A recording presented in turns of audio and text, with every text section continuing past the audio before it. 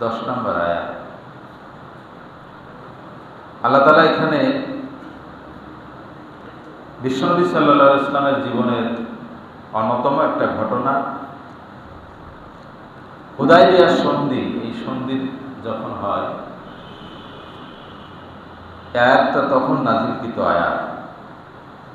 বিশ্বনবী তার হিজরত পরবর্তী জীবনের 6ষ্ঠ বছরে, অর্থাৎ 6ষ্ঠ হিজরিতে তিনি তার সাথীদেরকে সঙ্গে নিয়ে মদিনা থেকে মক্কা উদ্দেশ্যে রওনা হলেন। প্রতিমধ্যে হুদায়বিয়া নামক স্থানে তিনি বাধাপ্রাপ্ত হলেন। কুরাইশরা রাসূলের এই বাহিনীকে মক্কায় প্রবেশে তারা বাধা দেয়।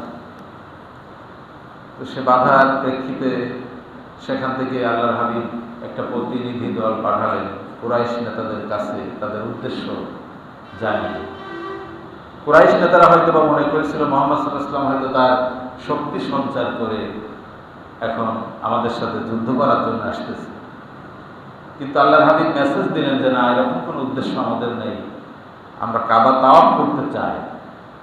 উমরার উদ্দেশ্যে বিশ্বনবী তার সাথীদেরকে নিয়ে সেখানে গিয়েছিলেন। প্রিয় ভাইরা,